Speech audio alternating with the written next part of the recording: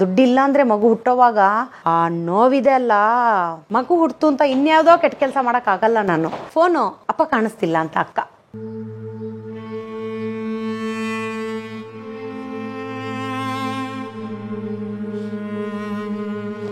ಊರಲ್ಲಿ ಬೇರೆ ಸುಳ್ಳು ಪ್ರಚಾರ ಸರ್. ಯಾರೋ ತಳ್ಬಿಟ್ರಂತೆ ನಮ್ಮ ಡ್ರೆಸ್ಸುಗಳು ಎಲ್ಲಾನು ಹೆಣ್ಮಕ್ಳಿಗೆ ಅವರೇ ತಂದು ಕೊಡ್ತಾ ಇದ್ದಿದ್ದು ಎಲ್ಲಾನು ಅಂತ ಹೇಳಿದ್ರೆ ನಿಮಗೆ ಬಿಡಿಸಿ ಹೇಳ್ಬೇಕಾಗಿಲ್ಲ. ಕರ್ನಾಟಕ ಗುರ್ತಿಸಾಗಿ ಮಾಡ್ತೀನಿ ಹಂಗೆ ಹಿಂಗೆ ಅಂತ ಬರೀ ಮಾತಾಡ್ತಿದ್ದೆ. ನೋಡೋರ್ಗೆ ಅನ್ಸತ್ತೆ ಇದ್ದಾಗ ಏನು ಮಾಡಿಲ್ಲ ಅಂತ. ಏನ್ ಮಾಡೋದು ಮಕ್ಳು, ನಾನು ಅವ್ರಿಗೆ ಎಲ್ಲಿಂದ ದುಡ್ಡು ಕೊಡೋದು? ಎಲ್ಲ ಹೆಣ್ಮಕ್ಳು ಸೇರಿನೇ ಮಾಡಿದ್ವಿ ಕಾರ್ಯನ.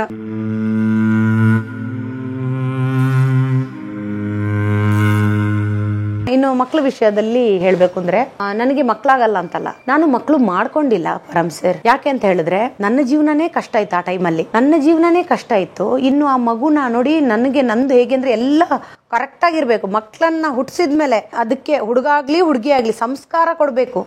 ಹೆಣ್ಣು ಗಂಡು ಅಂತ ಭೇದ ಭಾವ ಮಾಡಬಾರ್ದು.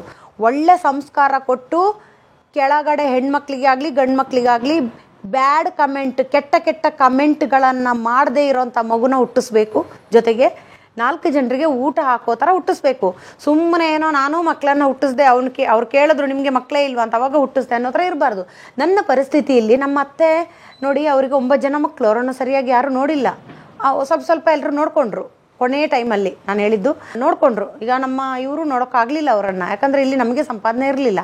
ಹಾಗಾಗಿ ಅವರು ನನಗೆ ಫೋರ್ಸ್ ಮಾಡಿಲ್ಲ. ಇನ್ನು ನಮ್ಮ ಅಪ್ಪ ಅಮ್ಮ ನನಗೆ ಹೇಳೇ ಇಲ್ಲ ಅಪ್ಪ. ಯಾಕಂದರೆ 5 ಜನ ಮಕ್ಕಳು, ಅಮ್ಮ ಹೊರಟೋದ ತಕ್ಷಣ ಅವ್ರಿಗೂ ಗೊತ್ತಾಯಿತು ಮಕ್ಕಳಿದ್ರೆ ಕಷ್ಟ ಅಂತ. ಅವ್ರು ಯಾವತ್ತು ಮದುವೆ ಒಂದು ಆಗುವಂತಿದ್ರು. ನನಗೆ ಮದುವೆನೂ ಆಗೋಕ್ಕೆ ಇಷ್ಟ ಇರಲಿಲ್ಲ. ಮದುವೆ ಏನಕ್ಕೆ ಅದೇ ಅಂತ ಹೇಳಿದ್ರೆ, ಇಲ್ಲಾಂದರೆ ಸುಮ್ಮನೆ ಯಾರ ಜೊತೆ ಮಾತಾಡಿದ್ರು ಸಂಬಂಧ ಕಟ್ಟೋರು. ಹೀಗಾಗಿ ಮದುವೆ ಆಗಲೇಬೇಕಾಯ್ತು. ಮದುವೆ ಆಗಲೇಬೇಕಿಲ್ಲ, ಬರೀ ಸಂಬಂಧ ಕಟ್ತಾರೆ, ಅದನ್ನು ತಲೆಯಲ್ಲಿ ಎಲ್ಲ ಅದೇ ಇಟ್ಕೊಳಕ್ಕಾಗಲ್ಲ. ಇನ್ನು ಮಕ್ಕಳು ಅದೇ ಕಾರಣಕ್ಕೆ ಮಾಡ್ಕೊಳ್ಳಿಲ್ಲ. ದುಡ್ಡು ಬೇಕು, ಮಗು ಹುಡ್ತು ಅಂತ ಇನ್ಯಾವುದೋ ಕೆಟ್ಟ ಕೆಲಸ ಮಾಡೋಕ್ಕಾಗಲ್ಲ. ನನ್ನ ಆತ್ಮ ಒಪ್ಪಲ್ಲ. ನಾನು ಚೆನ್ನಾಗಿರ್ಬೇಕು ಅಂತ ಬಂದಿರೋದು. ದುಡ್ಡು ಬಂದರೆ ಇವತ್ತೂ ಎಷ್ಟೋ ಜನರಿಗೆ ಹೇಳ್ಕೋಬಾರ್ದು. ನನಗೆ ಏನು ಬೇಕೋ ನಾವು ಮಾಡ್ತೀವಿ. ಆ ದುಡ್ಡನ್ನ ಇನ್ನೊಂದು ಆ ಕ್ಷಣಕ್ಕೆ ಆ ಮಗು ನಂದು, ಈ ಮಗು ನಂದು, ಈ ಅಪ್ಪ ನನ್ನವರು, ಈ ಅಮ್ಮ ನನ್ನವರು. ಹಾಗಾಗಿ ನನಗೆ ಅಪ್ಪ ಇಲ್ಲ ಅಮ್ಮ ಇಲ್ಲ ಆ ಥರ ಯಾವತ್ತೂ ಅನಿಸಿಲ್ಲ, ಮುಂದಕ್ಕೂ ಅನಿಸಲ್ಲ. ನಾನು ಪ್ರಕೃತಿ ಜೊತೆನೇ ಇರ್ತೀನಿ. 5 ನಾಯಿಗಳಿದೆ ಬೀದಿಲಿ, ಅವಕ್ಕೆ ಮುದ್ದು ಮಾಡ್ತೀನಿ. ಅದಕ್ಕೆ ಏನು ಬೇಕೋ ಅದಕ್ಕೆ ಕೊಡ್ತೀನಿ ಪ್ರತಿದಿನ. ಇವತ್ತು ಅದು ಕಾಯ್ತಾ ಇರ್ತವೆ. ಸೊ ಪ್ರಕೃತಿ ಜೊತೆ ಮಾತಾಡ್ತೀನಿ. ಮರ ಇದೆ, ಗಿಡ ಇದೆ, ನಾನು ಎಲ್ಲರ ಜೊತೆ ಮಾತಾಡ್ತಿರ್ತೀನಿ. ನನಗೆ ಯಾರೂ ಇಲ್ಲ ಅಂತ ಅನಿಸಿಲ್ಲ. ಆ ತಾಯಿ ಇದ್ದಾಳೆ, ಆ ತಾಯಿ ಜೊತೆ ಧ್ಯಾನ ಮಾಡಿ ಒಂದು ಶ್ರೀನಾಥ್ ಶೆಟ್ಟಿ ಸರ್ ಒಂದು ಕನೆಕ್ಷನ್ ಕೊಟ್ಟಿದ್ದಾರೆ. ಅದು ಹೇಗೆ ಅದನ್ನು ಅದಕ್ಕೊಂದು ನೀತಿ ನಿಯಮಗಳಿದೆ. ಕೂತ್ಕೋಬೇಕು 2-3 ವರ್ಷ 4 ವರ್ಷ. ನನಗಂತೂ ತುಂಬ ವರ್ಷ ಹಿಡೀತು. ಏಕೆಂದರೆ ಕ್ಲಾಸ್ಗೆ ಹೋಗೋದಕ್ಕೆಲ್ಲ ಅಷ್ಟೆಲ್ಲ ದುಡ್ಡಿರಲಿಲ್ಲ ಅವಾಗ. ಸೊ ಧ್ಯಾನ ಮಾಡಿ ಮಾಡಿ ಮಾಡಿ ಇವಾಗ ಪ್ರಕೃತಿ ಜೊತೆ ಹೇಗೆ ಕನೆಕ್ಟ್ ಆಗಿದ್ದೀವಿ ಅನ್ನೋದನ್ನು ಗೊತ್ತು. ಸಂತೋಷವಾಗಿ ಇರೋ ಒಂದು 10 ರೂಪಾಯಲ್ಲೂ ಹೇಗೆ ಸಂತೋಷವಾಗಿ, 10 ರೂಪಾಯಿ ಅಂದರೆ 10 ರೂಪಾಯಲ್ಲಿ ಇರೋಕ್ಕಾಗಲ್ಲ, ಸ್ವಲ್ಪ ದುಡ್ಡಲ್ಲಿ ಹೇಗೆ ಸಂತೋಷವಾಗಿರ್ಬೋದು. ಖರ್ಚು ಕಮ್ಮಿ ಮಾಡಬೇಕು. ಯಾರೋ ಹೇಳ್ತಾರೆ ಅಂತ ಬ್ರ್ಯಾಂಡೆಡ್ ಡ್ರೆಸ್ಸು ಹಾಕೋದು, ವಾಚ್ಗಳು ಹಾಕೋದು ನಾವು ಮಾಡಬಾರ್ದು. ನಮಗೇನು ಈ ವಾಚು ಟೈಮ್ ತೋರಿಸುತ್ತೆ, ಆ ವಾಚು ಟೈಮ್ ತೋರಿಸುತ್ತೆ. ಈ ಡ್ರೆಸ್ಸು ಮೈ ಮುಚ್ಕೊಳ್ಳುತ್ತೆ, 100 ರೂಪಾಯಿ ಡ್ರೆಸ್ಸು ಮೈ ಮುಚ್ಕೊಳ್ಳುತ್ತೆ. ಅದರಲ್ಲೇನಿದೆ? ನಿನಗೆ ತೋರಿಸ್ಕೊಳ್ಳೋಕ್ಕೆ ನಾನು ಹಾಕಿದ ತಕ್ಷಣ ನನಗೆ ಕಾರ್ ಕೊಡಲ್ಲ, ಬಂಗ್ಲೆ ಕೊಡಲ್ಲ. ಮತ್ತು ನಾನು ಯಾಕೆ ಅದಕ್ಕೋಸ್ಕರ ಹೋರಾಡಬೇಕಷ್ಟು? ಮತ್ತು ನನ್ನ ಮಕ್ಳು ಹುಟ್ಟಿಸಿದ್ರೆ ಅಪ್ಪ ಇಲ್ಲ ನೋಡೋದಕ್ಕೆ, ಅಮ್ಮ ಇಲ್ಲ, ಅತ್ತೆ ಇಲ್ಲ, ಮಾವ ಇಲ್ಲ, ಸಾಕೋದಕ್ಕೆ ಯಾರಿದ್ದಾರೆ? ಅದನ್ನ ಏನಂತಾರೆ, ಬೀದಿಗೆ ಬಿಟ್ಬಿಡ್ಬಾರ್ದು ಮಕ್ಕಳನ್ನ ಹೊತ್ತು. ಅಥವಾ ಚಿಕ್ಕ ಮಗುನ ಬಿಟ್ಬಿಟ್ಟು ಕೆಲಸ ಮಾಡೋಂಥ ಅನಿವಾರ್ಯತೆ ಇಲ್ಲ, ನನಗೆ ಕಷ್ಟ ಆಗ್ಬೋದು. ಆ ಥರದವ್ರು ಮಾಡಿದವರು ತುಂಬ ಪುಣ್ಯಾತ್ಮರು, ನಿಜವಾಗ್ಲೂ ಪುಣ್ಯಾತ್ಮರು ಸರ್. ಆ ದುಡ್ಡಿಲ್ಲ ಅಂದರೆ ಮಗು ಹುಟ್ಟೋವಾಗ ಆ ನೋವಿದೆ ಅಲ್ಲ, ಗಂಡನಿಗಿಂತನೂ ದೊಡ್ಡದು. ಮಗು ಅಂತ ಬಂದಾಗ ಆ ವಿಷಯ ತುಂಬ ದೊಡ್ಡದಾಗತ್ತೆ. ಮಕ್ಕಳು ಅಂದರೆ ತಾಯಿಗೆ ಗಂಡನಿಗಿಂತನೂ ದೊಡ್ಡದಾಗದ್ ಬಿಡುತ್ತೆ. ಒಂದು ಟೈಮಲ್ಲಿ ಅವಳಿಗೆ ಆಗತ್ತೆ. ಈಗ ನೋಡಿ, ಗಂಡನಿಗೆ ಬೈತಾಳೆ, ಹೋಗ್ರಿ ಮಗುಗೆ ಬೇಕು ಊಟ ಅಂತ ಕದ್ದು ಬಿಟ್ಟು ಮಗು ಕೊಡೋದು.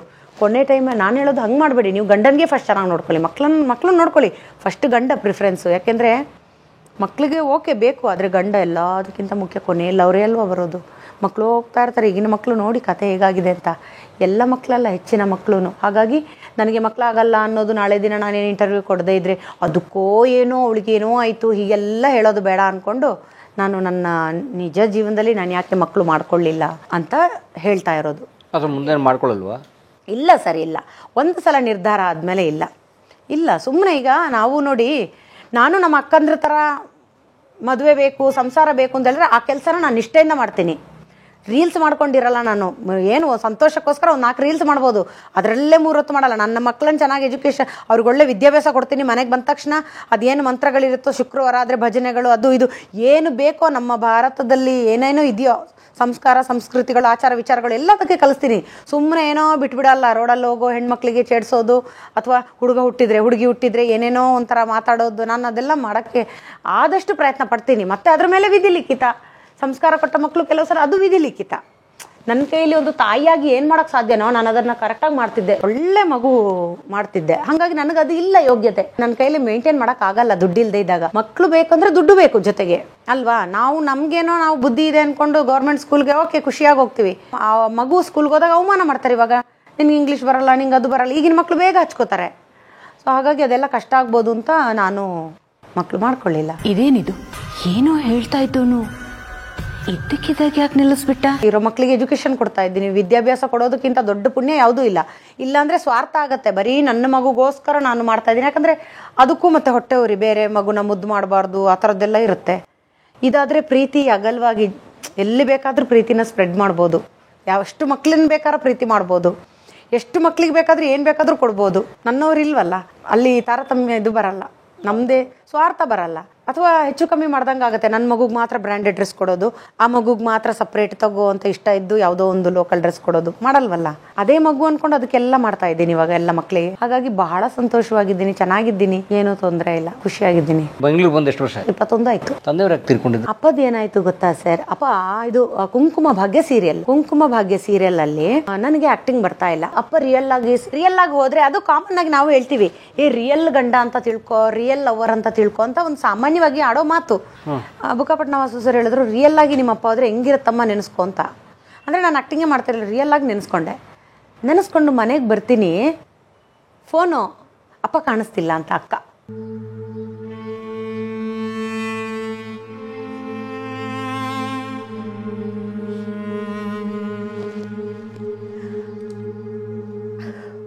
ಅಪ್ಪ ಯಾವತ್ತು ಮನೆ ಬಿಟ್ಟು ಹೋದವರಲ್ಲ. ಅಪ್ಪ ಕಾಣಿಸ್ತಿಲ್ಲ ಅಂದ್ಬಿಟ್ರು ಸರ್, ಆ ಮಾತು ಇದುವರೆಗೂ ನನಗೆ. ಅಪ್ಪ ಕಾಣಿಸ್ತಿಲ್ಲ ಅಂದ್ಬಿಟ್ರು, ಮನೆಯಲ್ಲೇ ಇರೋ ಅಪ್ಪ ಕಾಣಿಸ್ತಿಲ್ಲ, 9:30 ಆದರೂ ಕಾಣಿಸ್ತಿಲ್ಲ ಅಂತ ಹೇಳ್ಬಿಟ್ರು. ಯಾಕೆಂದರೆ ಅಪ್ಪನ ಜೊತೆ ಯಾರೋ ಒಬ್ಳು, ಈಗ ನಾನು ಆ್ಯಕ್ಟಿಂಗ್ ಇಲ್ಲಿಗೆ ಇಂಡಸ್ಟ್ರಿಗೆ ಬಂದಾಗ ಅಪ್ಪ ಒಬ್ಬರೇ ಇರ್ತಾರೆ. ಅಮ್ಮನ ಬಿಟ್ಟು ಬಂದ್ವಿ, ನಾವು ಇಟ್ಲಕ್ಕೆ ಬಂದ್ವಿ. ಅವಾಗ ಶ್ರೀದೇವಿ ನನ್ನ ಅಕ್ಕ, ಇವತ್ತು ನೆನೆಸ್ಕೋಬೇಕು ಅವಳನ್ನು, ಅಪ್ಪ ಅವಳನ್ನು ಕಲಿಸ್ಕೊಡು ಅಂತ ಹೇಳಿರೋದು ನನ್ನ ಅಕ್ಕ ಶ್ರೀದೇವಿ ಮತ್ತು ವೈಲೆಟ್ ಅಂತ ಇಬ್ಬರೇ. ಅಪ್ಪ ಅವಳ ಬದಲು ಒಬ್ಳು ಹೋದ್ಮೇಲೆ ಅಪ್ಪನ ನೋಡೋಕೆ ಒಬ್ಳು ಬರಬೇಕು. ಗಂಡನ ಬಿಟ್ಟು ಬಂದು ನಮ್ಮಪ್ಪನ ನೋಡ್ತಾ ಇದ್ಲು. ಅಂಥ ಟೈಮಲ್ಲಿ ಅಕ್ಕ ಹೇಳಿದ್ಲು ಅಪ್ಪ ಕಾಣಿಸ್ತಿಲ್ಲ ಅಂತ. ಅಪ್ಪ ಕಾಣಿಸ್ತಿಲ್ಲ ಅಂದ ತಕ್ಷಣ ನನಗೆ ಗೊತ್ತಿಲ್ಲ ಸರ್, ನನಗೆ ಬಹಳ ಸಿಕ್ಸ್ತ್ ಸೆನ್ಸು, ತುಂಬ ಸಿಕ್ಸ್ತ್ ಸೆನ್ಸ್ ವರ್ಕ್ ಆಗುತ್ತೆ ನನಗೆ. ಏನೋ ಗೊತ್ತಿಲ್ಲ, ಅಪ್ಪ ಕಾಣಿಸ್ತಿಲ್ಲ ಅಂದ ತಕ್ಷಣ ಸರಿ ಒಂದು 2-3 ಬಟ್ಟೆ ಇಟ್ಕೊಂಡ್ಬಿಟ್ಟೆ. ಅಂದರೆ ಏನಕ್ಕೆ ಬಟ್ಟೆ ಇಟ್ಕೊಂಡ್ಬಿಟ್ಟೆ ನಾನು? ಅಪ್ಪ ಲೈಫಲ್ಲೇ ರಾತ್ರಿ ಮಕ್ಳ ಜೊತೆ ಇದ್ದವರು, ಅಪ್ಪ ಮನೆ ಬಿಟ್ಟು ಎಲ್ಲೂ ಹೋಗಿಲ್ಲ ಸರ್. ರಾತ್ರಿ ಆದರೆ ಮಕ್ಳಿಗೋಸ್ಕರ ಬರೋರು, 5 ಜನ ಮಕ್ಳಿಗೋಸ್ಕರ. ಅಂಥದ್ರಲ್ಲಿ ನಾನು ಹೇಳಿದೆ ಎಲ್ಲ ಕಡೆ ಹುಡುಕು, ನಾನು ಬರ್ತಾ ಇದ್ದೀನಿ ಅಂತ ಹೇಳಿಬಿಟ್ಟೆ. ಅವರು ಆರ್ಯನ್ ಸರ್ ಅವಾಗ ಮದುವೆ ಆಗಿರಲಿಲ್ಲ. ನಮ್ಮಪ್ಪ ಈ ಥರ ಕಾಣಿಸ್ತಿಲ್ವಂತೆ, ನಾನು ಹೋಗ್ಬಿಟ್ಟು ಬರ್ತೇವೆ, ನಾವು ಹೋಗೋಣ ಅಂತ ಹೇಳ್ಬಿಟ್ಟು ಬಸ್ ಇಲ್ಲ ಅವಾಗ. 9:30 10 ಗಂಟೆಗೆ ಗೌರ್ಮೆಂಟ್ ಬಸ್ಸು ಸರ್. ಉಪ್ಪಿನಂಗಡಿಗೇನೋ 4:45 ಗಂಟೆಗೇನೋ ತಲುಪಿದ್ವಿ. ಅಲ್ಲಿಂದ ಬಸ್ಸಿಲ್ಲ, ಯಾವುದೋ ಒಂದು ಟಿನೋ ಏನೋ. ಅಪ್ಪ ಅಂತ ಹೋದರೆ ಅದಕ್ಕಿಂತ ಮೊದಲು ಅಪ್ಪನ ನೋಡಿದೆ. ಅದಕ್ಕಿಂತ ಮೊದಲು ನಾನೊಂದ್ಸಲ ಹೋದಾಗ ಒಂದು ಮಾತು ಹೇಳಿದ್ರು ನೋಡಿ ಹೆಂಗೆ ಲಿಂಕ್ ಆಗುತ್ತೆ ಅಂತ.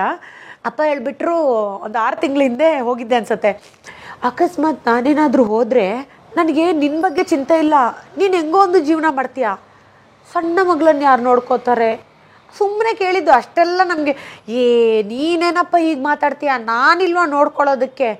ನೋಡಿ ಅದಾದಮೇಲೆ ಬಂದು ನೋಡಿಕೊಂಡೆ. ಅಂದರೆ ನಾನು ಏನು ಹೇಳ್ತೀನೋ ಟಕ್ಕಂತ ಆಗ್ಬಿಡುತ್ತದು. ನಾನು ಹೇಳಿದೆ ನಾನು ಅದು ನನಗೆ ಮ್ಯಾಚ್ ಆಗೋಕ್ಕೆ ಶುರು ಆಯಿತು. ಹೋಗೋ ಟೈಮ್ ಒಂದು 5-6 ತಿಂಗಳು ಮೊದಲು ಹಾಗಂತಾರಂತೆ ಯಾರಾದರೂ ಮನೆಯಲ್ಲಿ ಹಿರಿಯರು. ಅಬ್ಸರ್ವ್ ಮಾಡ್ಬೇಕು ನಾವು ಅವರನ್ನು. ಯಾವುದೋ ಒಂದು ಮಾತು ಅಂತಾರಂತೆ ಅವರು, ಅವರಿಗೆ ಟೈಮ್ ಹತ್ರ ಬಂದಾಗ. ಉಪ್ಪಿನಂಗಡಿಯಿಂದ ಇಲ್ಲ ಹೆಂಗೋ ಒಂದು ಮನೆಗೆ ಹೋದ್ವಿ ಸರ್. ವಿಟ್ಲ ಅವಾಗ ಶಿಫ್ಟ್ ಆದ್ವಿ, ಆಜೇರಿಂದ ವಿಟ್ಲ ಸೆಟ್ಲಾದ್ವಿ. ಅಲ್ಲಿಂದ ಬಂದೆ, ಅಪ್ಪ ಇಲ್ಲ. ಎಲ್ಲ ಮಕ್ಕಳು ಹುಡುಕ್ತಾ ಇದ್ವಿ, ಎಲ್ಲರೂ ಬಂದಿದ್ದಾರೆ, ನಾನೇ ಲೇಟು. ಹುಡುಕ್ತಾ ಇದ್ವಿ ಎಲ್ಲ ಕಡೆ, ಎಲ್ಲ ಹೋಗಿದ್ದಾರೆ, ಅಪ್ಪ ಇಲ್ಲ.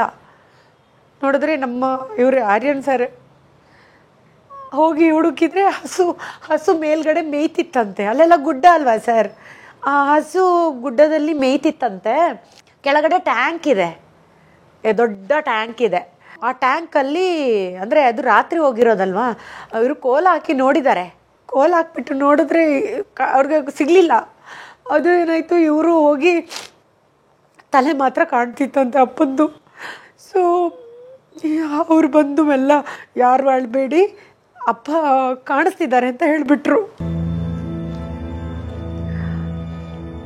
ಸಾವೇ ನೋಡಿಲ್ಲ ಸರ್ ನಾನು, ನಿಜವಾಗ್ಲೂ ಯಾವತ್ತೂ ನೋಡಿಲ್ಲ. ಯಾಕೆಂದರೆ ನಾವು ಹೋಗ್ತಿರ್ಲಿಲ್ಲ, ಮತ್ತು ನಾವು ಫ್ಯಾಮಿಲಿಯಿಂದ ತುಂಬ ದೂರ ಆಗಿರೋ ಕಾರಣ ನಮ್ಮ ಕಡೆ ಸಾವು ಕಡಿಮೆ. ಆಗಿನ ಒಂದು ಕಾಲದಲ್ಲಿ ಸಾವುಗಳು ಕಡಿಮೆ, ವಯಸ್ಸಾಗಿ ಮಾತ್ರ ತೀರ್ಕೊಳ್ಳೋರು. ಈ ಥರ ಆಕ್ಸಿಡೆಂಟ್ಗಳು, ರೋಗ ಬಂದು ಸಾಯೋದು, ಸಡನ್ನಾಗಿ ಹಾರ್ಟ್ ಅಟ್ಯಾಕ್ ಆಗೋದು ಎಲ್ಲ ಕಮ್ಮಿ. ಆಮೇಲೆ ಯಾರು ಹೋಗ್ತಿದ್ರು ಅಂತ ಹೇಳಿದ್ರೆ ಬಾವಿ ಕೆಲಸ ಮಾಡೋಕ್ಕೆ ಹೋಗಿ, ಕೆಲಸಗಾರರು ಬಾವಿ ಕೆಲಸಕ್ಕೆ ಹೋಗಿ ದೂರದವರು ಹೋಗ್ತಿದ್ರು. ನಮಗೆ ಸಾವು ಗೊತ್ತಿಲ್ಲ ಸರ್. ನನ್ನ ಜೀವನದ ಮೊದಲನೇ ಇದು ನೋಡಿರೋದು ನಾನು. ಅವಾಗ ಎತ್ಕೊಂಡ್ಬಂದ್ಬಿಟ್ರು. ನಮಗೆ ಹೆಂಗಾಯ್ತು ಅಂತ ಹೇಳಿದ್ರೆ ನಾನೇನು ಸಾಧನೆ ಮಾಡಿರಲಿಲ್ಲ. ಇದು ಇನ್ನೂ ಕಾದಂಬರಿ ಎಲ್ಲ ಕ್ಲಿಕ್ ಆಗಿರಲಿಲ್ಲ ಸರ್, ಕಾದಂಬರಿನೂ ಕ್ಲಿಕ್ ಆಗಿರಲಿಲ್ಲ, ಏನೂ ಇಲ್ಲ. ಇನ್ನು ಯಾರಿಗೋಸ್ಕರ ಬದುಕಬೇಕು ಅಂತ ಅನ್ನಿಸ್ತು. ನಾನು ಅವತ್ತು ರಾತ್ರಿ ಮನೇಲಿರೋಕ್ಕೆ ಭಯ ಆಗೋಯ್ತು. ನನಗೆ ಭಯ ಸರ್, ನಾನು ಸಾವಿನ ಮನೆಗೆ ಹೋಗೋದು ಕಮ್ಮಿ, ನನಗೆ ಭಯ, ತುಂಬ ದೆವ್ವದ ಭಯ ನನಗೆ. ನೋಡಿ, ಅಷ್ಟು ಸ್ಮಶಾನದಲ್ಲಿ ನಮ್ಮ ಮನೆ ಇದ್ರೂ ನಮ್ಮ ಮುಂದಿನೂ ನನ್ನ ಕಾಣಿಸ್ಲಿಲ್ಲ. ಕೇಳಿಸ್ತಿತ್ತು, ನನ್ನ ಕಣ್ಣಿಗೆ ಕಾಣಲ್ಲ, ಕೇಳಿಸ್ತಿತ್ತು. ಮಿಡ್ ನೈಟ್ ಆದರೆ ಏನೇನೋ ಮಾತಾಡೋ ಥರ ಎಲ್ಲ, ಗೊತ್ತಿಲ್ಲ ಅದು ಯಾರು ಅಂತ, ಬಟ್ ಕೇಳಿಸ್ತಿತ್ತು. ಹಾಗಾಗಿ ನನಗೆ ತುಂಬ ಭಯ ಆಗೋಯ್ತು. ಎಲ್ಲರ ಅಳ್ತಾ ಇದ್ವಿ ನಾವು. ಕೊನೆಗೆ ಅಮ್ಮ ಅವಾಗ ಬಂದರು. ಅಮ್ಮ ಬಂದುಬಿಟ್ರು. ಅಂದರೆ ಅಷ್ಟೊತ್ತಿಗೆ ಎಲ್ಲ ಬ್ಲ್ಯಾಕ್ ಮ್ಯಾಜಿಕ್ ಅಂತ ಹೇಳಿಬಿಟ್ಟು ಅವ್ರ ಮನಸ್ಸುಗಳನ್ನೆಲ್ಲ ವೀಕ್ ಮಾಡಿ ಗಂಡ ಹೆಂಡ್ತಿನ ಟೋಟಲ್ ದೂರ ಮಾಡಿಬಿಟ್ಟಿದ್ರು ಎಲ್ಲರೂ.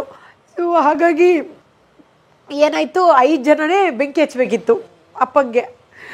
ಹೌದು, ಎಲ್ಲ ಹೆಣ್ಮಕ್ಳು ಸೇರಿನೇ ಮಾಡಿದ್ವಿ ಕಾರ್ಯನ.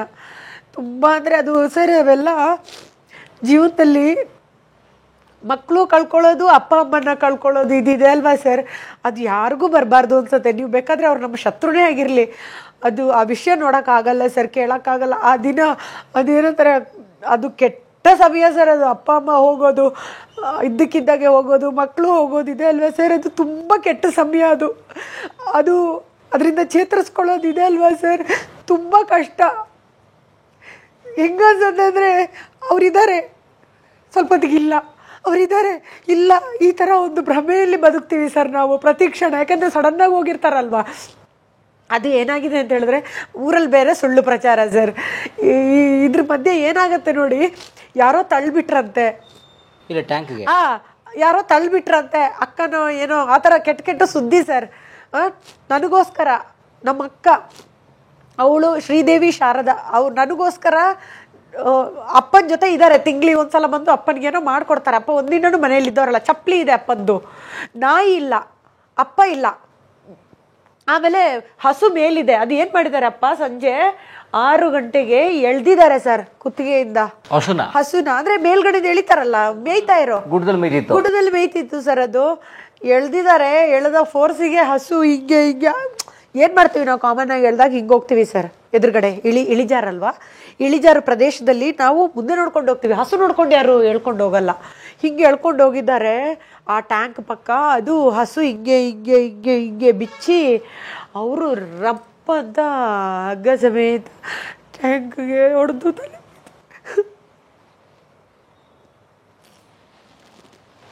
ಈ ಥರದ್ದೆಲ್ಲ ಆಯಿತು ಸರ್. ಅದು ಬಿದ್ದುಬಿಟ್ಟಿದ್ದಾರೆ, ಗೊತ್ತಾಗ್ಲಿಲ್ಲ. ಅಲ್ಲ ಸರ್, ಆಳ ಇರಲಿಲ್ಲ. ನನಗನ್ಸುತ್ತೆ ಆಳ ಇದ್ರೆ ಅವ್ರಿಗೆ ಸ್ವಿಮ್ಮಿಂಗ್ ಬರುತ್ತೆ. ಹೊಡೆದ ಏಟಿಗೆ ಟ್ಯಾಂಕು ಹೀಗಿರುತ್ತಲ್ವ ಸರ್, ಕಟ್ಟೆಗೆ ತಲೆ ಹೊಡೆದಿದೆ ಸರ್. ಸಾವೇ ನೋಡ್ದೆ ಇರೋದು ಎಷ್ಟು ಭಯ ಆಯಿತು ಅಂತ ಹೇಳಿದ್ರೆ, ಅಪ್ಪನೇ ಹೋಗ್ಬಿಟ್ರ ಅನ್ನೋ ಥರ ಶಾಕ್ ಸರ್. ಅದು ದಿಗ್ಭ್ರಮೆ ಅಂತಾರಲ್ಲ, ಆ ಪದಕ್ಕೆಲ್ಲ ಅರ್ಥಗಳು ಅವಾಗಲೇ ಗೊತ್ತಾಗಿರೋದು. ಫುಲ್ ಶಾಕ್ ನಮಗೆ. ಕಿರಿಸ್ತಾ ಇದ್ವಿ, ಅಪ್ಪ ಅಪ್ಪ ಅಪ್ಪ ಅಂತ. ಅದ್ರ ಮಧ್ಯೆ ಈ ಥರದ್ದೆಲ್ಲ ಸುದ್ದಿಗಳು. ತುಂಬ ಜನ ಬಂದಿಲ್ಲ, ಅದಕ್ಕೆ ನಾನು ಊರಿಗೆಲ್ಲ ಹೋಗಲ್ಲ. ತುಂಬ ಜನ ಬಂದಿಲ್ಲ ಸರ್. ತುಂಬ ಜನ ಬಂದಿಲ್ಲ. ನಾವೇ ಬೆಂಕಿ ಕೊಟ್ಟು ನಾನು ರಾತ್ರಿ ಹೊರಟುಬಿಟ್ಟೆ. ಭಯ ನನಗೆ, ಏನೋ ಗೊತ್ತಿಲ್ಲ, ಅಪ್ಪ ಬಂದುಬಿಟ್ರೆ ಮಾತಾಡಿಬಿಟ್ರೆ ಅಂತ. ಯಾಕೆಂದರೆ ನಮ್ಮಪ್ಪ ನನಗೆ 10ನೇ ಕ್ಲಾಸ್ವರೆಗೂ ನಮ್ಮ ಡ್ರೆಸ್ಸುಗಳು ಎಲ್ಲನೂ ಹೆಣ್ಮಕ್ಳಿಗೆ ಅವರೇ ತಂದು ಕೊಡ್ತಾ ಇದ್ದಿದ್ದು. ಎಲ್ಲನೂ ಅಂತ ಹೇಳಿದ್ರೆ ನಿಮಗೆ ಬಿಡಿಸಿ ಹೇಳಬೇಕಾಗಿಲ್ಲ. ಎಲ್ಲ ಡ್ರೆಸ್ಸು ಅಪ್ಪನೇ ತಂದು ಕೊಡ್ತಿದ್ದಿದ್ದು. ಅಪ್ಪನೇ ಅಮ್ಮನ ಥರ ನಿಂತಿದ್ರು ಸರ್. ಇದುವರೆಗೂ ನಾನು ಅದಕ್ಕೆ ನಿಮ್ಗೆ ಯಾವಾಗ ಹೇಳ್ದಲ್ಲ ನನಗೆ ಅಮ್ಮ ಬೇಕು ಅಂತ ಅನಿಸಿಲ್ಲ ಅಂತ. ನನಗೆ ಅಮ್ಮ ಇದುವರೆಗೂ 7 ಜನ್ಮಕ್ಕೂ ಬೇಕು ಅಂತ ನನಗೆ ಅನಿಸಿಲ್ಲ. ಯಾಕಂದ್ರೆ ನಮಗೆ ಆ ಕೊರತೆನೇ ಇಲ್ಲ. ಬೆಳಿಗ್ಗೆ ಎದ್ದು ಅಡುಗೆ ಮಾಡೋದು, ಗುಡಿಸೋದು, ಒರೆಸೋದು, ಮಕ್ಕಳಿಗೆ ಎಲ್ಲ ಚೆನ್ನಾಗಿ ನೋಡ್ಕೊಳ್ಳೋದು, ಎಷ್ಟು ಚೆನ್ನಾಗಿ ಅಪ್ಪ ನೋಡ್ಕೊಂಡ್ರು ಅಂತ ಹೇಳಿದ್ರೆ ಅಮ್ಮ ಕೊರತೆ ಬರ್ದಂಗೆ. ಅಂಥ ಅಪ್ಪನೇ ಹೋಗ್ಬಿಟ್ರಲ್ಲ ಅಂತ ತುಂಬ ಬೇಜಾರಾಯಿತು, ಸಿಕ್ಕಾಪಟ್ಟೆ ಬೇಜಾರಾಯಿತು ನನಗೆ. ಬಟ್ ಏನು ಮಾಡೋಕ್ಕಾಗತ್ತೆ ಸರ್.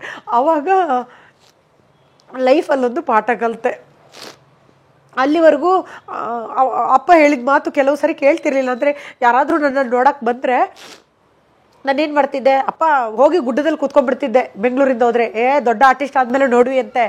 ಈಗೇನು ನಿನ್ನನ್ನು ಸನ್ಮಾನ ಮಾಡಿಸ್ತೀನಿ ಅಪ್ಪ, ನಿನ್ನನ್ನು ಕೂರಿಸ್ತೀನಿ ನೋಡಪ್ಪ, ನಿನ್ನ ಕಣ್ಣು ಮುಂದೆನೇ ಕರ್ನಾಟಕ ಗುರುತಿಸೋಗಿ ಮಾಡ್ತೀನಿ, ಹಂಗೆ ಹಿಂಗೆ ಅಂತ ಬರೀ ಮಾತಾಡ್ತಿದ್ದೆ. ಆದರೆ ನನಗೆ ಗೊತ್ತಿರಲಿಲ್ಲ ಸರ್, ಸಾವು ದೇವರು ಹೀಗೂ ಒಂದು ಕರ್ಕೋಬೋದು ಅಂತ. ಸತ್ಯವಾಗ್ಲೂ ಗೊತ್ತಿರಲಿಲ್ಲ ಸರ್. ಅದಕ್ಕೆ ಇವತ್ತು ಯಾರಾದರೂ ಹೋಗ್ಬಿಟ್ರೆ ನನಗೆ ಅಷ್ಟೊಂದು ನಮ್ಮ ಅಪ್ಪ ಹೋದಷ್ಟು ಅನಿಸಲ್ಲ.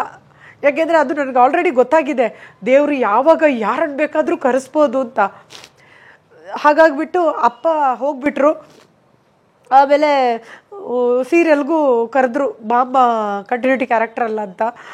ಒಂದು 4 ದಿನ ರಜಾ ಕೇಳಿದೆ. ಅವ್ರದ್ದು ಎಲ್ಲ ಕಾರ್ಯ ಮುಗಿಸಿ ವಾಪಸ್ಸು ಹೋದೆ ಊರಿಗೆ. ನಾನು ಆ ಮನೇಲಿ ಇರಲಿಲ್ಲ ಜಾಸ್ತಿ ದಿನ, ನನಗಿರೋಕ್ಕಾಗಲಿಲ್ಲ. ಎಲ್ಲೋದ್ರು ಅಪ್ಪ ಅಪ್ಪ ಅಪ್ಪ ಕಣ್ಮುಂದೆ ಬರೋರು ಸರ್. ನಿಮಗೆ ಗೊತ್ತಿಲ್ಲ ನಂಗೆ ಅಪ್ಪ ಅಂದರೆ ಎಷ್ಟು ಇಷ್ಟ ಅಂದರೆ ಅದು ಹೇಳೋಕ್ಕಾಗಲ್ಲ ಸರ್. ಕೆಲವು ಸಲ ನೋಡೋರ್ಗೆ ಅನ್ಸುತ್ತೆ ಇದ್ದಾಗ ಏನೂ ಮಾಡಿಲ್ಲ ಅಂತ. ಏನು ಮಾಡೋದು ಮಕ್ಕಳು, ನಾನು ಅವ್ರಿಗೆ ಎಲ್ಲಿಂದ ದುಡ್ಡು ಕೊಡೋದು? ಅವರೇ ಅಂದಿದ್ದು, ಯಾವ ಕೆಟ್ಟ ಕೆಲಸ ಮಾಡಿದೆ ನೀನು ದುಡ್ಡು ಕೆಲಸ ಮಾಡಿ ನನಗೆ ದುಡ್ಡು ಕೊಡಬೇಡ, ನೀನು ಒಳ್ಳೆ ಕೆಲಸ ಮಾಡಿದ್ರೆ ದುಡ್ಡು ಮಾಡಬೇಕು, ನೀನು ಒಳ್ಳೇದು ಮಾಡಿದ್ರೆ ದುಡ್ಡು ಮಾಡಬೇಕು. ಕೊನೆಯವರೆಗೂ ಹೀಗೆ ಅಂದಿದ್ದು. 5 ಪೈಸಾ ಕೊಟ್ಟಿಲ್ಲ. ಇವತ್ತಿದ್ದಿದ್ರೆ ಅವ್ರ ಹತ್ರ ಇಷ್ಟಿಷ್ಟು ಸಾವಿರ ಲಕ್ಷ ಆದರೂ ಕೊಡ್ತಿದ್ದೆ. ನನಗೆ ಯೋಗ ಇಲ್ಲ ಸರ್, ನನಗೆ ಯೋಗ ಇಲ್ಲ. ಅದಕ್ಕೆ ನಾನು ಎಲ್ಲರ ಹತ್ರ ಹೇಳ್ತೀನಿ, ಯಾರಾದರೂ ಅಪ್ಪ ಅಮ್ಮನಿಗೆ ಎದುರು ಮಾತಾಡಿದ್ರೆ ಮಕ್ಕಳು ಒಂದು ಹೊಡಿತೀನಿ ನಾನು. ಯಾಕೆಂದರೆ ಅಪ್ಪ ಅಮ್ಮ ಇದ್ದಾಗ ಅವ್ರು ಚೆನ್ನಾಗಿ ನೋಡ್ಕೊಳ್ಳಿ, ದೇವ್ರು ಯಾವಾಗ ಬೇಕಾದರೂ ಕರೆಸ್ಕೊಳ್ಬೋದು. ಪ್ರಾಣ ಅನ್ನೋದಿದೆ ಅಲ್ವಾ ಸರ್. ಇವತ್ತಿದ್ರೆ ಇವತ್ತು ಈಗ ಇರ್ತೀನಿ, ಬೆಳಿಗ್ಗೆ ಆದರೆ ಇಲ್ಲ ನಾನು. ಅದಕ್ಕೆ ನಾನು ಏನು ಮಾಡ್ತೀನಿ ಹೇಳಿ, ಇವಾಗ ಈ ಧ್ಯಾನದಿಂದ ಇವಾಗ ನಾನು ಯಾರೇ ಇರಲಿ ಸರ್, ಒಂದು ಕ್ಯಾಬ್ ಬುಕ್ ಮಾಡಲಿ, ನಗ್ತೀನಿ ಸರ್, ಅಣ್ಣ ಚೆನ್ನಾಗಿದ್ದೀರಾ, ನಗ್ತಾ ಮಾತಾಡ್ತೀನಿ. ಯಾಕಂದ್ರೆ ನಾಳೆ ದಿನ ಆ ವ್ಯಕ್ತಿ ಸಿಗಲ್ಲ ನನ್ನ ಲೈಫಲ್ಲಿ. ಎಲ್ಲರ ಹತ್ರ ಮಾತಾಡ್ತೀನಿ. ಇವತ್ತು ದ್ವೇಷ ಗೀಷ ಅದೆಲ್ಲ ಇಲ್ಲ ಸರ್. ಮೊದಲಿಂದನೂ ಅಷ್ಟು ಇಟ್ಕೊತಿರ್ಲಿಲ್ಲ. ಈಗಂತೂ ಯಾರು ಏನೇ ಮಾತಾಡಿದ್ರು, ಯಾರೇ ಅವಮಾನ ಮಾಡಲಿ, ಬ್ಯಾಡ್ ಕಮೆಂಟ್ ಮಾಡಲಿ, ಏನೇ ಮಾಡಲಿ, ನಾನು ಯಾರಿಗೂ ಏನು ಅನ್ನಲ್ಲ ಸರ್. ಯಾಕೆಂದರೆ ಈ ಕ್ಷಣದಿಂದ ಅವರನ್ನು, ಈಗ ನಾನು ಬೆಳಿಗ್ಗೆ ಇಲ್ಲ ಅಂತ ಹೇಳಿದ್ರೆ ಅವ್ರ ಹತ್ರ ಕ್ಷಮೆ ಕೇಳೋಕ್ಕಾಗಲ್ಲ, ನಾನು ಸಾರಿ ಕೇಳೋಕ್ಕಾಗಲ್ಲ. ಹಾಗಾಗಿ ನಾನು ಯಾರಿಗೂ ಬೈಯಲ್ಲ, ನಾನು ಎಲ್ರಿಗೂ ಥ್ಯಾಂಕ್ಸ್ ಹೇಳ್ತೀನಿ. ಬಟ್ ಅಪ್ಪ ಹೋಗಿರೋದು ನನಗೊಂದು ಭ್ರಮೆ. ಅದು ನಾನು ಈ ವಿಷಯನ ಮಾತಾಡಬಾರ್ದು ಅಂತ ಅಂದ್ಕೊಂಡಿದ್ದೆ. ಬಟ್ ಅಪ್ಪ ಅಂತ ಒಂದು ವಿಷಯ ಬಂದರೆ ನಾನು ಬದುಕಲ್ಲ ಸರ್, ಅಷ್ಟು ಬೇಜಾರಾಗುತ್ತೆ. ನೋಡಿ, ನೀವು ಇವತ್ತು ಇಂಟರ್ವ್ಯೂ ಮಾಡಿದಾಗಲೇ ನನಗೆ ಮತ್ತೆ ಅವ್ರು ಇಲ್ಲ ಅಂತ ಅನಿಸಿದ್ದು. ಆಮೇಲೆ ಅಪ್ಪನ ಶ್ರಾದ್ದ ನಾವು 10 ವರ್ಷದಿಂದ ಮಾಡ್ತಾ ಇದ್ದೀವಿ ಸರ್. ನಾನು ನನ್ನ ತಂಗಿ ಇದೇ ಮನೆಯಲ್ಲಿ 10 ವರ್ಷದಿಂದ ಅಪ್ಪನ ಶ್ರಾದ್ದ ಮಾಡ್ತಿದ್ದೀವಿ. ಗಂಡು ಮಕ್ಕಳು ಮಾತ್ರ ಮಾಡಬೇಕು, ಹೆಣ್ಮಕ್ಳು ಮಾಡಬಾರ್ದು ಅಂತಿದ್ರು. ಯಾಕೆ, ನಾನು ಒಂದು ನನ್ನನ್ನು ಗಂಡು ಅಂತ ಬೆಳೆಸಿದ್ದಾರೆ ಅವರು. ಹಾಗಾಗಿ ಪ್ರತಿ ವರ್ಷ ಅಪ್ಪನ ಶ್ರಾದ್ದನ ನಾವೇ ಮಾಡೋದು ಸರ್, ಯಾರೂ ಬರಲ್ಲ. ಆ್ಯಕ್ಚುಲಿ ಹೇಳಬೇಕು ಅಂದರೆ ಹೆತ್ತವರು ಜಾಸ್ತಿ ಆಸ್ತಿ ಮಾಡಬಾರ್ದು, ಒಳ್ಳೆ ಎಜುಕೇಷನ್ ಕೊಡಬೇಕು ಮಕ್ಕಳಿಗೆ. ಯಾಕೆ ಅಂತ ಹೇಳಿದ್ರೆ ಅವಾಗಲೇ ನಮಗೆ ಅವ್ರು ಹೋದಾಗ ಬೆಲೆ ಗೊತ್ತಾಗೋದು. ಎಲ್ಲ ಮಾಡಿಟ್ಟು ಆಸ್ತಿಗೋಸ್ಕರ ಕಿರ್ಚಾಡಿ ಮಾಡಿ ಇವತ್ತೆಲ್ಲ ಹೊರಗಡೆ ಆಗ್ತಿದಾರಲ್ಲ, ಕಾರಣ ಇದೆ ಆಸ್ತಿ. ಮಕ್ಕಳು ಚೆನ್ನಾಗಿರ್ಲಿ ಅಂತ ಮಕ್ಕಳಿಗೆ ಆಸ್ತಿ ಮಾಡಿರ್ತಾರೆ. ಇಲ್ಲ, ಎಲ್ಲರೂ ವಿದ್ಯೆ ಕೊಡಬೇಕು, ಅವ್ರಿಗೆ ಏನು ಬೇಕೋ ಎಜುಕೇಷನ್, ಎಲ್ಲ ಥರ ವಿದ್ಯಾಭ್ಯಾಸ ಕೊಟ್ಬಿಟ್ರೆ ಮಕ್ಕಳು ಚೆನ್ನಾಗಿ ನೋಡ್ಕೋತಾರೆ. ಇವತ್ತು ನೋಡಿ, ನನಗೆಲ್ಲ ಇದೆ, ಅಪ್ಪ ಇಲ್ಲ ಇವತ್ತು. ಅಮೂಲ್ಯವಾದ ವಸ್ತು ಸರ್. ಅದಾದಮೇಲೆ ನಾನು ಹತ್ತಿದ್ದು ವಿಷ್ಣು ಸರ್ ಹೋದಾಗ.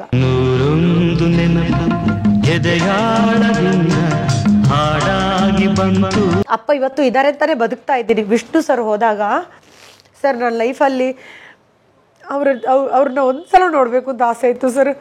ಒಂದೇ ಒಂದ್ಸಲ, ಅದು ನೆರವೇರಲಿಲ್ಲ. ಯಾವುದೋ ಒಂದು ಸಿನಿಮಾ ಸರ್, ಯಾವುದದು ಸರ್ ಅದು ಬಸ್ಸಲ್ಲಿ ಬಡಾಯಿ ಮಾದೇವ ಆ ಏಕದಂತ ಸರ್.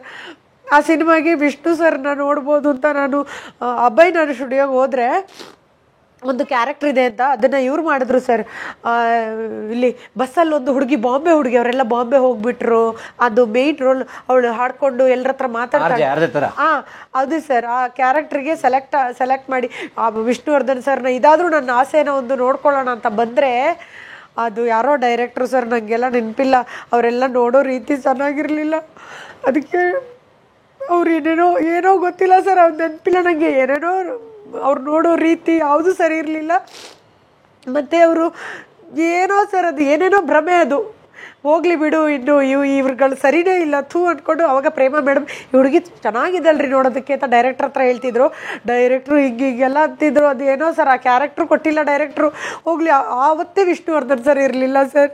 ಒಂದೇ ಒಂದ್ಸಲ ಅವ್ರನ್ನ ನೋಡಬೇಕು ಅಂತ ತುಂಬ ಆಸೆ ಇತ್ತು, ಅದಾಗಲಿಲ್ಲ.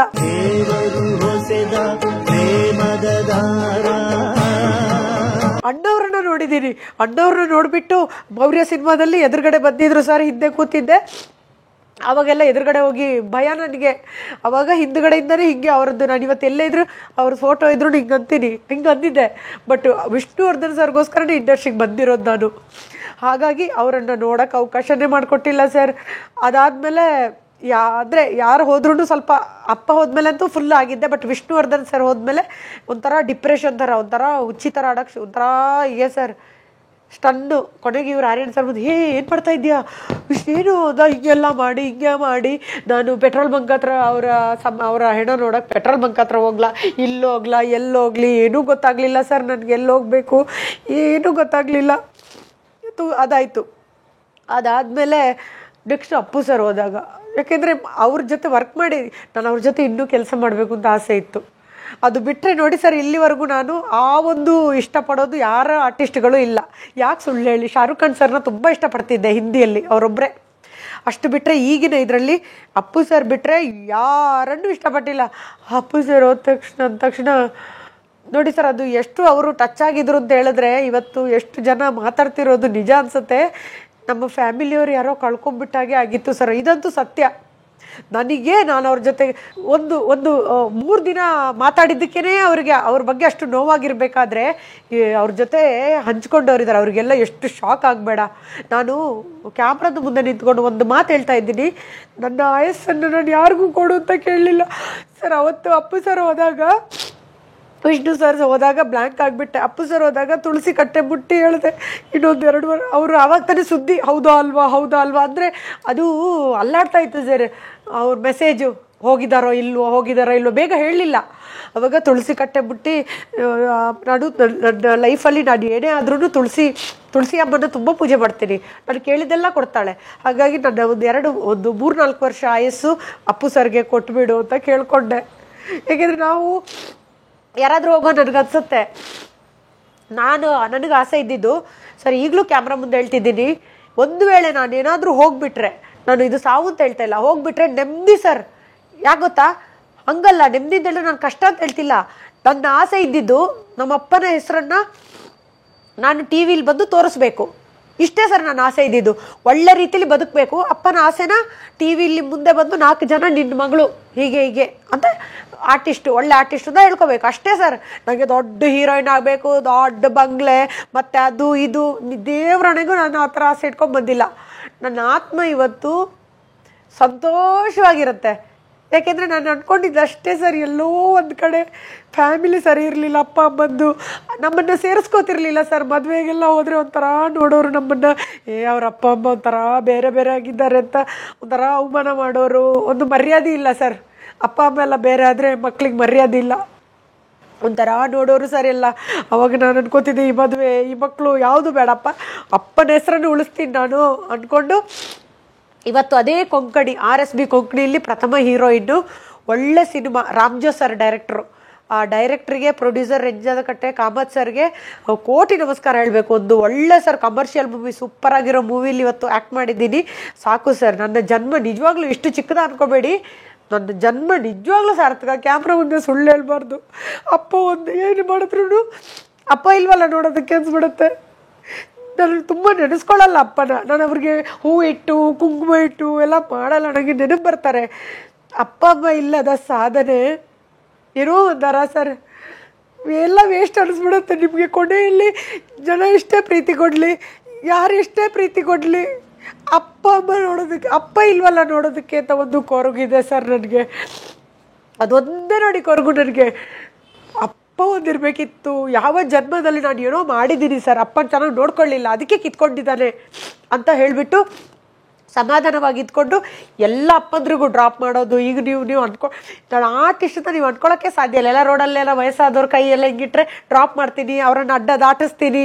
ನನ್ನ ಕೈಲಿ ಎಷ್ಟು, ಅದಕ್ಕೆ ನಾನು ಯೋಗೇಶ್ ಆಶ್ರಮ ಇಷ್ಟ ಅಂದಿದ್ದು. ಸೇವೆ ಮಾಡಬೇಕು, ನಾನು ಏನೋ ಒಂದು ಮಾಡಬೇಕು ಸರ್ ನಾನು ಆಶ್ರಮಕ್ಕೆ ಅಪ್ಪನ ಹೆಸರಲ್ಲಿ. ಅದೊಂದೇ ನನಗಿರೋದು. ಯಾಕೆಂದರೆ ಬೇಗ ಅಲ್ಲ, ನಾನಾದರೂ ಪುಣ್ಯವಂತೆ. ಪಾಪ ಈಗಿನ ಚಿಕ್ಕ ಚಿಕ್ಕ ಮಕ್ಕಳಿಗೆ ಅಪ್ಪ ಇರಲ್ಲ ಸರ್, ಕಳ್ಕೊಂಡ್ಬಿಡ್ತಾರೆ ಸರ್ ಅಪ್ಪನ. ಯಾವ ಟೈಮಲ್ಲಿ ಸಾವು ಬರುತ್ತೆ ಹೇಳೋಕ್ಕಾಗಲ್ಲ ಸರ್. ಅದಕ್ಕೆ ಹೇಳೋದು ಅಪ್ಪ ಅಮ್ಮನ ಚೆನ್ನಾಗಿ ನೋಡ್ಕೋಬೇಕು ಅಂತ. ದಯವಿಟ್ಟು ಎಲ್ಲರೂ ಅಪ್ಪ ಅಮ್ಮನ ಚೆನ್ನಾಗಿ ನೋಡ್ಕೊಳ್ಳಿ. ನಿಮ್ಗೇನಾದರೂ ಅದು ಬುದ್ಧಿ ಬರಲಿಲ್ಲ ಅಂದರೆ ಈ ಥರ ನಾವು ಗೋಳು ಇಕ್ಕೋತೀವಲ್ಲ ಅಪ್ಪ ಅಮ್ಮ ಅಂತ, ಅವ್ರದ್ದು ಇಂಟರ್ವ್ಯೂ ನೋಡಿ ನೀವು. ಅವಾಗ ನಿಮಗೆ ಅಟ್ಲೀಸ್ಟ್ ಅಪ್ಪನಿಗೆ ಎದುರು ಮಾತಾಡಬೇಡಿ. ಅಪ್ಪ ಅಮ್ಮಂದ್ರಿಗೆ ಎಲ್ಲೋ ಒಬ್ಬರೋ ಇಬ್ಬರೋ ಇರ್ತಾರೆ ಸರ್ ಕೆಟ್ಟ ಅಪ್ಪದ್ರು, ಕೆಟ್ಟ ತಾಯಿ ಅಂತ ಹೇಳಲ್ಲ, ಅಂದರೆ ಒಂಥರ ಮಕ್ಕಳು ಬೇಡ ಅಥವಾ ಇನ್ನೂ ಏನೋ ಒಂದು ಆ ಗಳಿಗೆ, ಅದು ವಿಷ ಗಳಿಗೆ ಅಂತ ಹೇಳ್ತಾರಲ್ಲ ಆ ಥರದ್ದು. ಆದರೆ ಎಂಥವರೇ ಇರಲಿ ಸರ್, ನಾವು ಅವ್ರಿಗೆ ಎದುರು ಮಾತಾಡಬಾರ್ದು. ಅವ್ರಿಗೆ ಎದುರು ಮಾತಾಡಿ ನೋಯಿಸ್ಬಾರ್ದು. ಅದು ಶಾಪ. ಗುರುಗಳು ಹೊಡೆದ್ರೂ ಹೊಡೆಸ್ಕೋಬೇಕು, ಅಪ್ಪ ಅಮ್ಮ ಏನಾದರೂ ಅಂದರೂ ಅಡಿಸ್ಕೋಬೇಕು. ನಾನು ನಮ್ಮ ಅಕ್ಕನ ಮಕ್ಳಿಗೆ ಅಂತೀನಿ, ಅಪ್ಪ ಅಮ್ಮ ಏನಾದರೂ ಸಹಿಸ್ಕೋ. ನೀನೇನಾರ ತಿರುಗಿ ಮಾತಾಡದೆ ಅಪ್ಪ ಬೈದ್ರು ಅಂತ, ಕೆಟ್ಟ ಭಾಷೆಯಲ್ಲೇ ಬೈಲಿ, ಏನೇ ಬೈಲಿ, ನಿನಗೆ ಶಾಪ ಅದು, ನಿನಗೆ ಶಾಪ ಅದು, ವರವಾಗಿ ಪರಿಣಮಿಸಲ್ಲ ಅದು. ಯಾವುದೋ ಜನ್ಮದ ಕರ್ಮ, ನೀನು ಬಾಯಿ ಮುಚ್ಕೊಂಡಿರು ಅಂತೀನಿ ಸರ್. ಮನುಷ್ಯ ಏನೇ ಸಾಧನೆ ಮಾಡ್ಬೋದು, ಅವರ ಅಪ್ಪ ನಿಮಗೆಲ್ಲ ಅಮ್ಮ. ಯಾಕೆಂದರೆ ನೀವೆಲ್ಲ ತಾಯಿ ಪ್ರೀತಿಲಿ ಬೆಳೆದವರು. ನನಗೆ ಅಪ್ಪನೇ ಅಪ್ಪ ಎರಡು. ಆ ಪ್ರೀತಿಲಿ ಬೆಳೆದವರು ಸರ್. ಅವ್ರಿಗೆ ನಾವು ಏನೇ ಸಾಧನೆ ಮಾಡಿದ್ರು ಕೊನೆಯಲ್ಲಿ ಒಂದು ಮೂಲೆಯಲ್ಲಿ ಕೂತಾಗ ಯಾವತ್ತೋ ಒಂದು ದಿನ ನನಗೆ ನೆನಪಾಗೋದು, ನಮ್ಮಪ್ಪ ಇದ್ದಿದ್ರೆ ಅಂತ. ಅಷ್ಟೊಂದು ಅನ್ಸುತ್ತೆ ನನಗೆ. ನಾನು ಏನು ಪ್ರಯೋಜನ. ಅದಕ್ಕೆ ಇಂಟರ್ವ್ಯೂ ಇಷ್ಟ ಇಲ್ಲ ನನಗೆ, ಏನೂ ಇಷ್ಟ ಇಲ್ಲ ಸರ್. ಅಪ್ಪನೇ ಇಲ್ವಲ್ಲ. ಅಪ್ಪ ಇಲ್ಲಾದ್ಮೇಲೆ ಏನೇ ಮಾಡಿದ್ರು ನೋಡೋಕೆ ಯಾರಿದ್ದಾರೆ, ಹೊಗಳೋದಕ್ಕೆ ಯಾರು, ಪ್ಯೂರ್ ಮನಸ್ಸಿಲ್ಲ. ಎಲ್ಲರೂ ಅವಳ ನಮ್ಮ ಅಕ್ಕ, ಅವಳ ತಂಗಿ, ಅವ್ರ ನಮ್ಮ ರಿಲೇಷನ್, ಬಂಧು ಬಳಗ, ಫ್ರೆಂಡ್ಸು ಅಂತ ಹೇಳ್ಬೋದು. ಆದರೆ ಏನು ಸ್ವಾರ್ಥ ಇಲ್ಲದೆ, ದುಡ್ಡಿಲ್ಲಾದ್ರೂ ಪರವಾಗಿಲ್ಲ, ಬಾ ಊಟ ಮಾಡು ಅನ್ನೋರು ಅಪ್ಪ ಅಮ್ಮ. ಆ ಮನಸ್ಸು ಯಾರಿಗೂ ಬರಲ್ಲ ಸರ್. ಪ್ರಪಂಚದಲ್ಲಿ ಯಾರಿಗೂ ಆ ಮನಸ್ಸು ಬರಲ್ಲ. ಬಾ ಊಟ ಮಾಡು, ದುಡ್ಡಿಲ್ಲ ಅಂದರೆ ಹೋಗ್ಲಿ ಅನ್ನೋರು ಇದ್ದಾರೆ. ಅವ್ರು ಪುಣ್ಯವಂತರು ಇರೋರು. ಬಟ್ ನಮಗಂತೂ ಯಾರೂ ಇಲ್ಲ ಆ ಥರ. ಎಲ್ಲ ದುಡ್ಡು ಆಗಿಬಿಟ್ಟಿದೆ. ದೇವ್ರು ನನಗೆ ಇವಾಗ ಎಲ್ಲ ಕೊಟ್ಟಿದ್ದಾನೆ, ಏನೂ ಮಾಡೋಕ್ಕಾಗಲ್ಲ. ಯಾಕೆಂದರೆ ಅಪ್ಪು ಸರ್ ಹೋದ್ಮೇಲಂತೂ ನಾನು ಒಂದು ಅಂದ್ಕೊಂಡಿದ್ದು, ನನಗಾದರೂ ಅಪ್ಪ ಅಷ್ಟು ವರ್ಷ ಇದ್ದರು ಸರ್. ಪಾಪ ಆ ಮಕ್ಕಳಿಗೆ, ಪಾಪ ಮೇಡಮ್ಗೆ ಅಲ್ವಾ. ಇವತ್ತು ನೋಡಿ ಎಷ್ಟೋ ಜನ ಬರೀ ನಾನು ಅವ್ರದ್ದು ಒಂದೇ ಉದಾಹರಣೆ ತಗೋತಾ ಇಲ್ಲ. ಅವ್ರದ್ದು ಯಾಕೆ ಉದಾಹರಣೆ ತಗೋತೀನಿ ಅಂತ ಹೇಳಿದ್ರೆ, ಅವರು ಕಣ್ಣಿಗೆ ಬೇಗ ಸೆಲೆಬ್ರಿಟಿಗಳಂದ್ರೆ ಬೇಗ ಕಣ್ಣಿಗೆ ಕಾಣ್ತಾರೆ. ಇವತ್ತು ಎಷ್ಟೋ ಜನ ಮಕ್ಕಳು ಅಪ್ಪಂದ್ರು ಹೊರಟೋಗ್ತಾರೆ, ಅಮ್ಮಂದ್ರು ಹೊರಟೋಗ್ತಾರೆ. ಅದೆಲ್ಲ ನೋಡ್ತಿದ್ರೆ ಬೇಜಾರಾಗತ್ತೆ ಸರ್ ಆ ಮಕ್ಕಳ ಪರಿಸ್ಥಿತಿ. ಕಲಾ ಮಾಧ್ಯಮದ ಎಲ್ಲಾ ಎಪಿಸೋಡುಗಳು ನಿಮಗೆ ಸಿಗಬೇಕು ಅಂತಂದ್ರೆ ಕಲಾ ಮಾಧ್ಯಮ ಯೂಟ್ಯೂಬ್ ಚಾನೆಲ್ನ ಸಬ್ಸ್ಕ್ರೈಬ್ ಮಾಡಿ, ಬೆಲ್ ಐಕಾನ್ನ ಕ್ಲಿಕ್ ಮಾಡಿ, ತಪ್ಪದೇ ಮಾಡಿ. ಈ ವಿಡಿಯೋ ನೋಡಿದ್ದಕ್ಕೆ ನಿಮಗೆ ತುಂಬಾ ಧನ್ಯವಾದಗಳು. ಪುಸ್ತಕಗಳನ್ನ ಓದು ಮನಸ್ಸನ್ನ ಅರಳಿಸುತ್ತೆ, ಬುದ್ಧಿಯನ್ನು ಚುರುಕು ಮಾಡುತ್ತೆ, ಕಾಣದ ಹೊಸಲೋಕವನ್ನು ಪರಿಚಯಿಸುತ್ತೆ. ಹಾಗಾಗಿ ಓದುವ ಸಂಸ್ಕೃತಿ ಹೆಚ್ಚಾಗ್ಲಿ. ಧನ್ಯವಾದ.